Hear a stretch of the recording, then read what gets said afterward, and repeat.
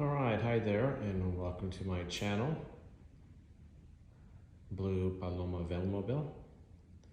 And today I'm going to be discussing or giving you a review of two trikes, the Catrike Dumont, which you're seeing here, and the Catrike Villager, which you're seeing over here. I have both the lights on right now,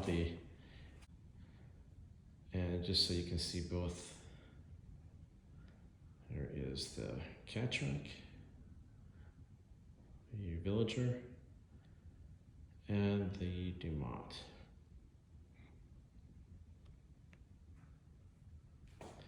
Now, the Dumont lighting package came from Utah Trikes, so you can see it just went off right now because it has a power save, and that's fine. As I was about to, well actually, let's just go ahead and turn that back on. And you turn that back on by control a panel and holding, oops, let's put first power back on.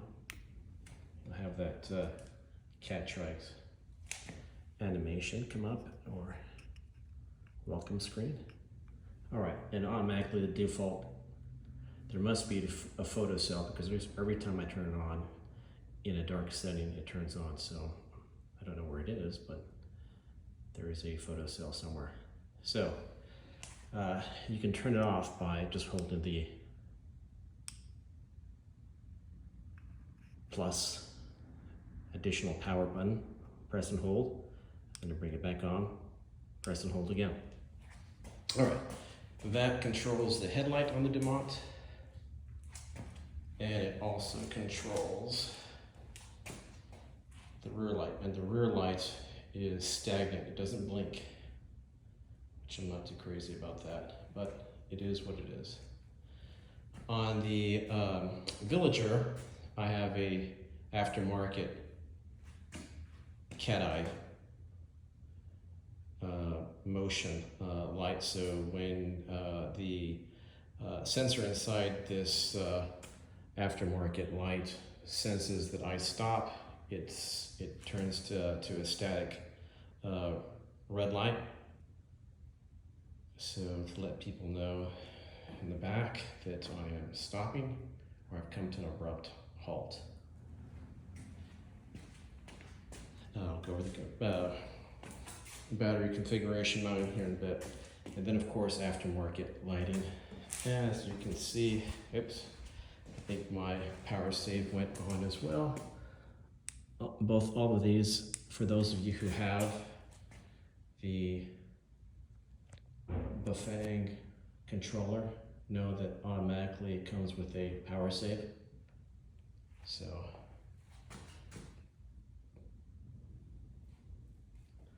very nice. It displays. There you go. Of course, they're both quite bright. The aftermarket one is obviously brighter. It has different control settings, so I won't go into that. I'll post information on that light. You have the strobe, high, medium beam, low beam, again strobe for daylight. All right, I'm just gonna go ahead and turn the lights on. I think that's enough of the lighting configuration at night. Mind you that your pedals have light reflectors, and as well as your sidewalls on your Schwalbe tires.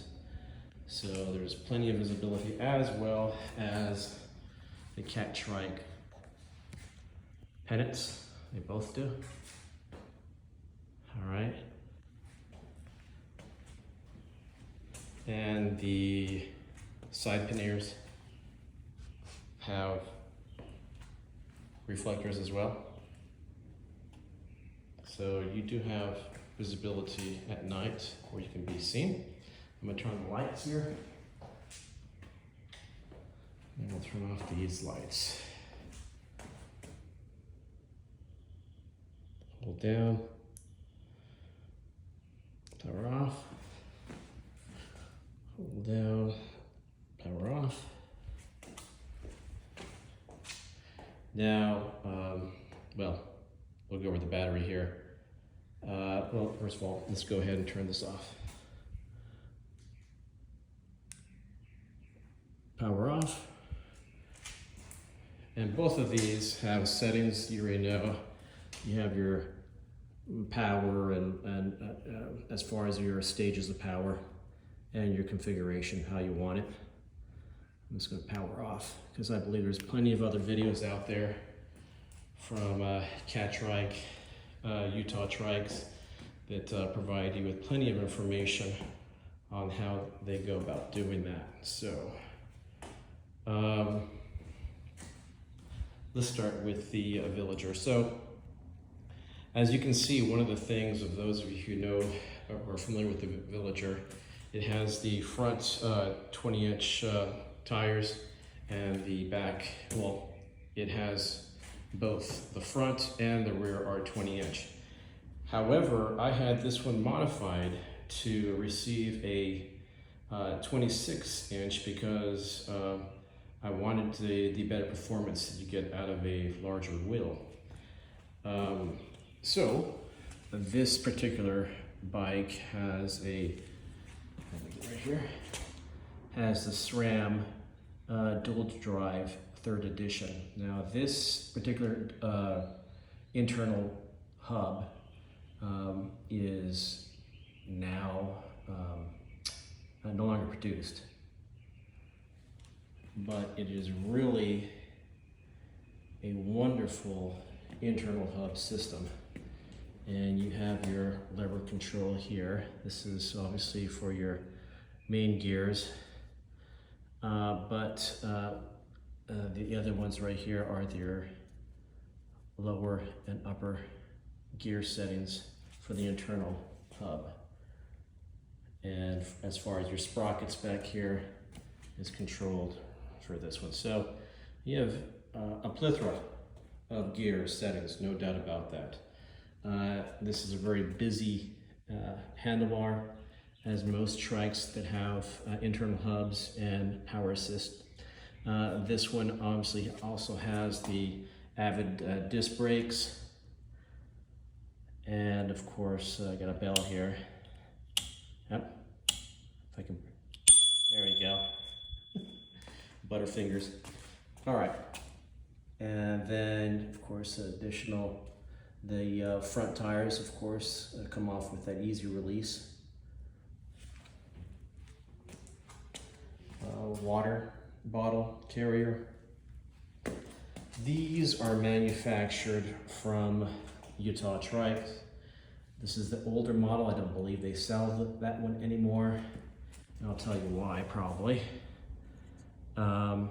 So in order to hold this down, you have to get into here in order to keep it tight, and it does come loose after, you have to give a considerable amount of miles, but it does come loose eventually. And with an Allen wrench, you have to go ahead and tighten it. But it's not very easy. You have to use, obviously, the right tools to get in there, because as you can see, there's really not a lot of room. But it does work very well for additional mountings. So great design by Catrike for that. And I'll go over here to compare that to the Dumont, and as well with the Catrike extra molding here, which is excellent. And then as you can see now, they have a much better access to tighten that Allen wrench. Access points are much easier to get to, except this one right here. But you probably have the same situation. But that's not the point where you're receiving most of the torque and where you're going to be coming loose. It's right here. So they pretty much solved that, I believe, because I haven't had that issue on this one. And then what I have here is just your, basically it's a rubber holder for the cell phone. And that's where I put my iPhone Pro 13 there, and it works great. These are excellent to use. They're cheap and they last a long time. They're very durable and they work very well. So they expand so very well, and of course they're all weather. So very simple, very good purchase, good investment on that one. If you guys are looking for something like that, those are usually the best ones to come by. And I'll put some information, I'll put a link to that item as well if I can find it.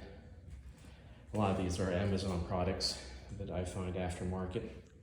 All right, so on this Villager, I think some of the best reviews, testimonies to these type of products are those that are done years after the product is purchased. So this is a 2014 Villager. Obviously the Catrike decals have worn off, have come off because of the various services that I've done to the bike, and it's just eventually just come away. And so this has a 250 watt Bafang, and no, I take that back. It's a 350. My bad. It's a 350 watt Bafang pedal assist, and really here in the state of Texas, well, not only in the state of Texas, but just in general, you for a Catrike, if you're just going to be riding it, you're not trying to break any speed records or carry some serious haul some serious weight. A 350 is more than what you need. Even a 250 would work fine. I have a 750 here, and I think that is the limit in Texas. I don't think you can go any higher than 750 watts. I know that Catrike sells a lot of 1,000 watts, but in Texas on the road, those are illegal. So, and this we are in Texas, so I have to conform with those rules. And so, so this is we'll just stay with the Villager real quick here. So it's disc brakes on both sides, as you can see, and on the Avid brakes, I don't have. On this particular model, it didn't come with those pins you pull in, so it still had those older ones from Catrike that held the Velcro. I don't know if they still sell them or not, but it's the Velcro latch. You just pull the brake all the way here. It eventually gets too loose or doesn't work that well, but for the most part, in a pinch, it'll work for all types of purposes. I just use one of these bumper moldings here in my garage, and just use that as like a speed bump holder, and that pretty much keeps it in place. Of course, let's go back to the rear tire, or rear wheel actually. So I shout out to Bicycle Evolution here in Plano. They are the individuals who modified this bike to provide me with this rear wheel, and they had to saw off this part of the boom. Now, there really isn't that much of a takeaway or word of caution is obviously this was never designed to hold a 26-inch wheel. You'll notice the clearance is very, very tight, but there is clearance. So I've ridden this bike many times. I'm not burning rubber. There is no friction.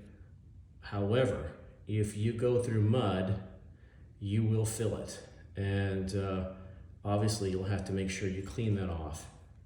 But it works great in gravel. There's no issue with that. There's nothing in the gravel that gets caught, because realize that the revolution or the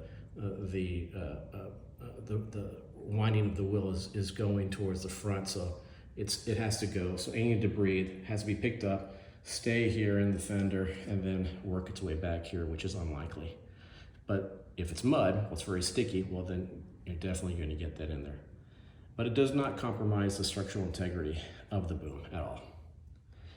Here is again the internal hub. Now here again is another modification. The dropouts are patented by Utah trikes, and obviously those guys are one of the best in the nation as far as modifications to Catrikes, or most trikes anyways, for that matter.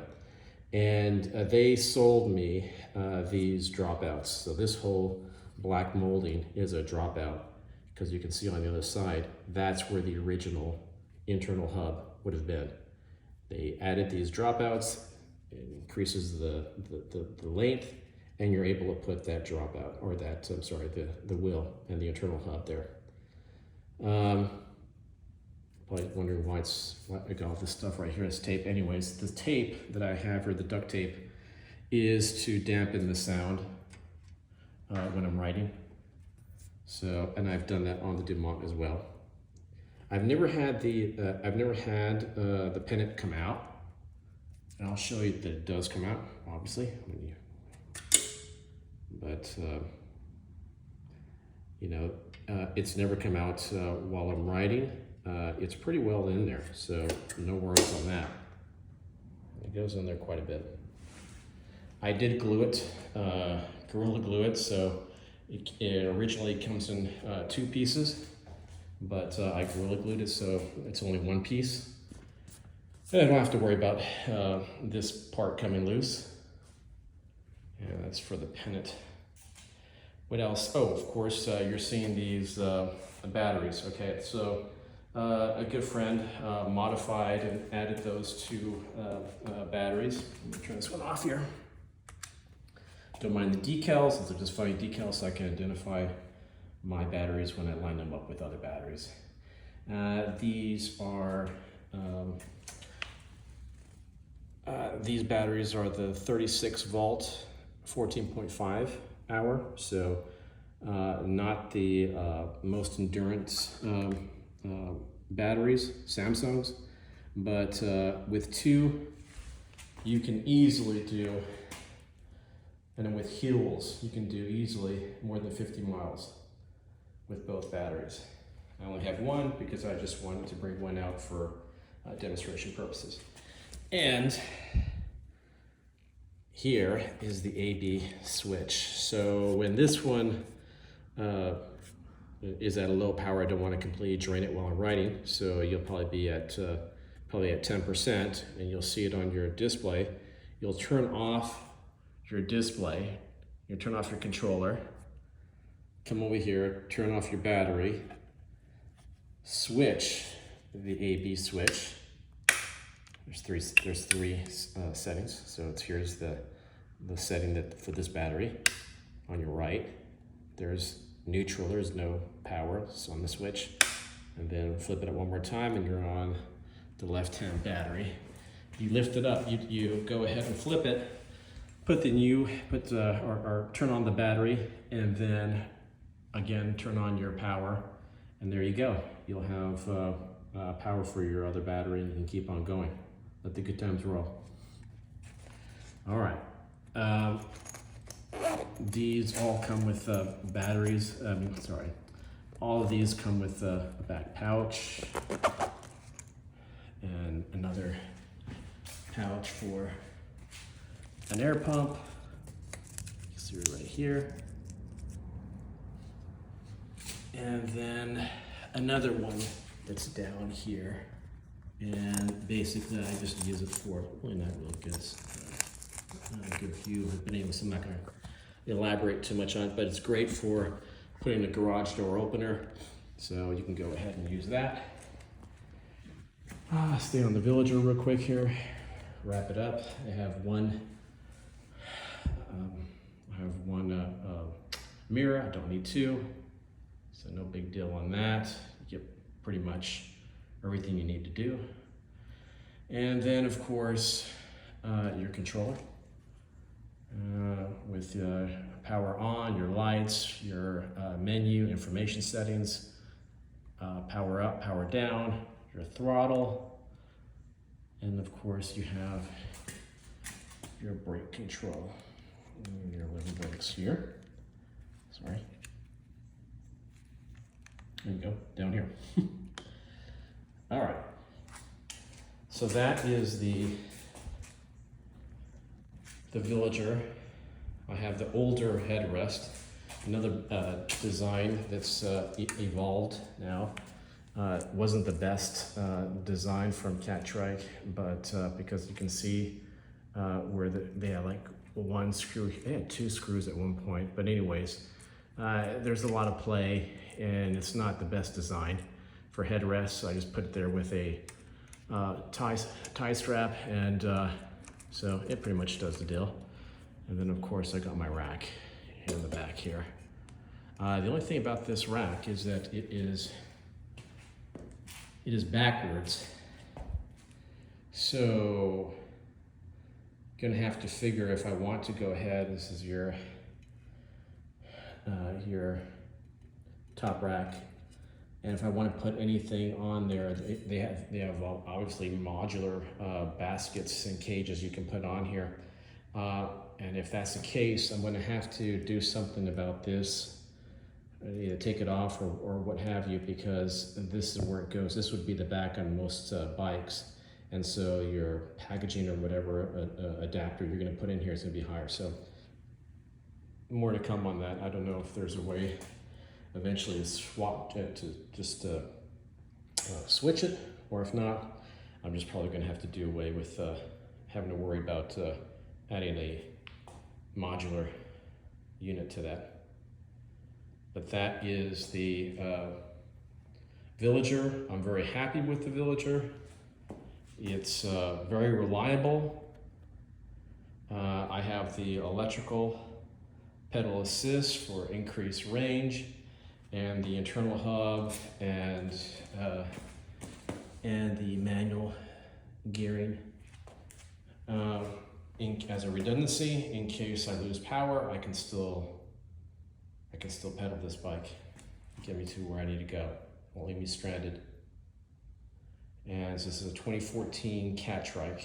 Oh, and another thing, obviously, is I do like that the batteries on either side, but there's one thing that you really, and of course, there's nothing like pain to illustrate some tweaks that you might want to work on, and that is the shin.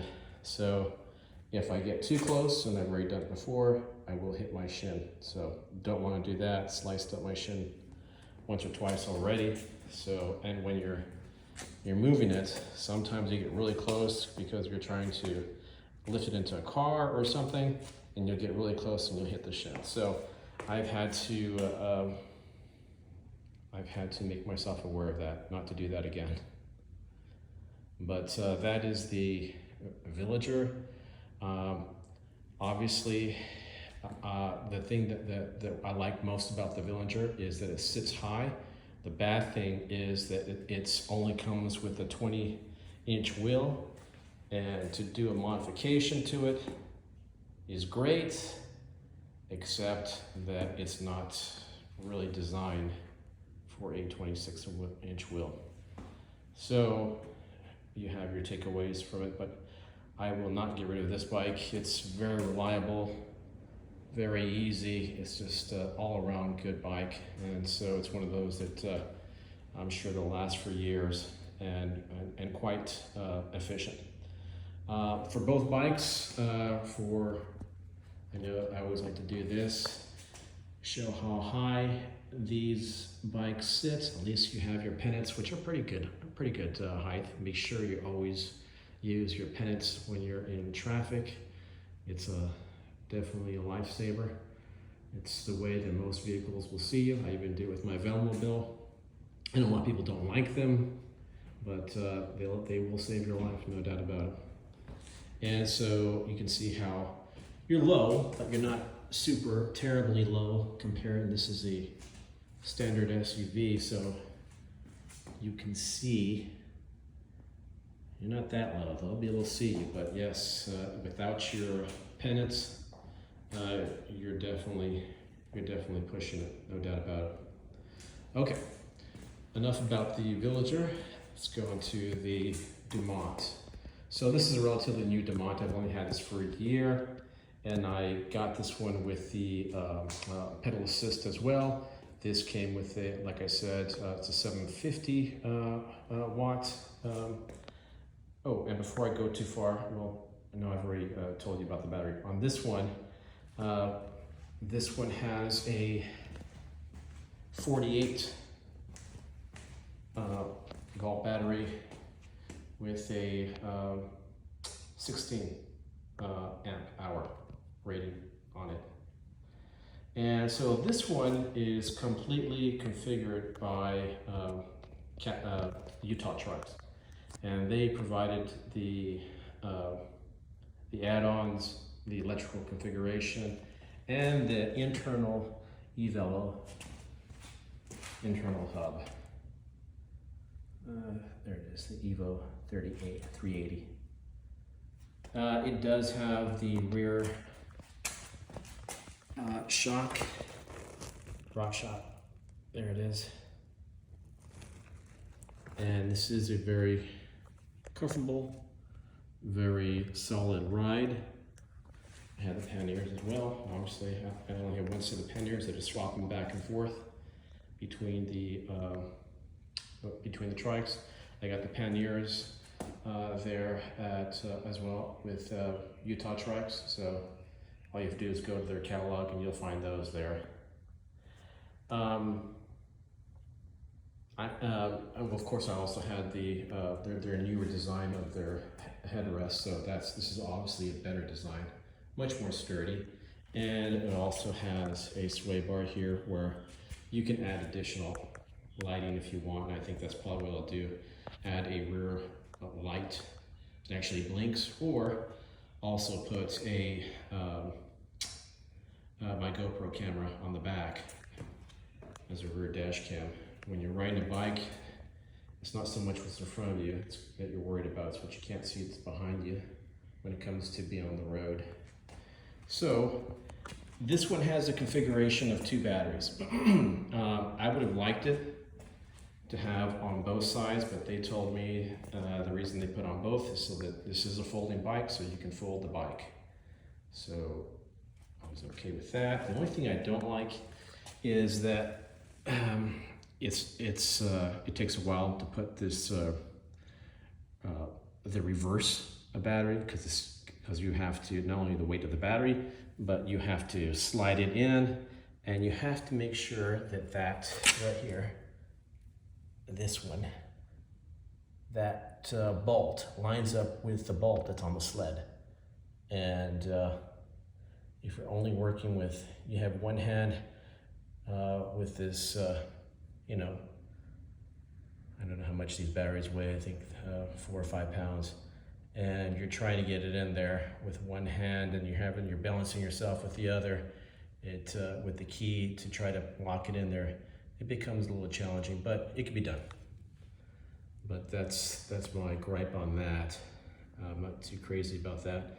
The other thing was that I had an issue with this when it first came, was the internal hub. This internal hub, for some reason, it was rare, but I did have a defect. The spring inside that grabs. Let's see here. You see these two wires. Well, these 2 wires pull on a wire that goes inside here, and inside that wire there's another spring, and it pulls all the gears. Well, that spring broke, and so this is the thing about this the bike. It's really state of the art. It's really nice, modified. But the thing is, it's also, I like to compare it to like something that they've been saying, like the F-35, where incredibly expensive, sophisticated machine, but if it swallows a bird, it goes down. So same thing with this. If that one little spring breaks, I'm dead in the water. This thing will not move. Your chains, you can keep on pedaling this and nothing's gonna happen. So before that was finally fixed, I had 2 incidents where it broke down on me, and I had one of my riding buddies tow me to get back home, because if not, I had to walk it back because I did not have a manual redundancy system as this one does. So if this one breaks down, it breaks down. So when it works, it's great. It's better than the Villager, no doubt, as far as sophistication and what its capability is. But if it breaks down, if one little spring inside there goes out, that's it. It's all for naught. So a takeaway from that, I hope that never happens again. But I do have a tube and some bungee cord with me in case I have to tow it again. And so that's I guess the uncomforting thought that sometime that may happen. It's possible, unlikely, but possible that could happen again. So I'll definitely ride this one when I'm within the city limits. I won't take this one on tours as I will with that one, because that one is easily, I'm much more comfortable with that one, more dependable than this one. So this one has the front dampers, it has elastomers, so this is full suspension. And those elastomers are basically a sponge, basically. It's just a hard sponge. It's in here. You can't see it here. Maybe you can see it right here, but it's just this foam. And there's different grades that they sell, and that will provide you with the level of resistance and suspension you're going to have on your ride. The gear, again, I guess, let's look at this real quick here. So this one has your Avid brakes, but these are hydraulic brakes. If I had to do it all over again, I probably wouldn't do the hydraulic brakes because I haven't been very satisfied with the hydraulic brakes. The right one works fine. The left one goes all the way to the handle, and I noticed that if I press real quick, it works, but then of course it breaks really quick. So I have to like pump it basically in order to bring it in closer. If not, I'll brake too hard on the left. I don't want to do that. So not very satisfied with the hydraulic brake on this, and personally, I wouldn't do this again. Go with the hydraulic brakes. I thought that it would work better. Not the case. And not only that, but I don't know what's going on here with these parking brakes. These are not the ones that the Avid brake comes with. And the Avid brake has like a little pin you push in, and that you push the lever towards the handle, then push that in and it holds it in place. This one has a lever on top here. You really have to push the lever in really tight, almost till it's touching, before this activates. And sometimes it just doesn't grab. It just seems, I don't know, not the best workmanship, quality parking brake that these have. And I would not go with those again. Here we have the internal gear hub, and you can see where it sets. This gear hub, you don't need to be riding the bike. You can just go ahead and twist it. I'm sorry, the bottom one. And it gives you your resistance. There you go, so you can see here it gets higher. It only goes so far right now.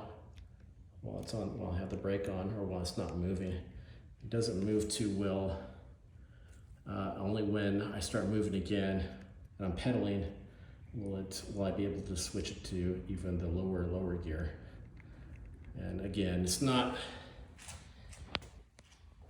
thinking it over again, I probably wouldn't have gone with the this internal gear hub. I have not been really crazy about it. It works. Does it work well? No, not really. But it does work. It gets the job done. I would have gone with probably either a standard gear cassette, or break down and go for another 2 or 3K for the roll-off internal hub.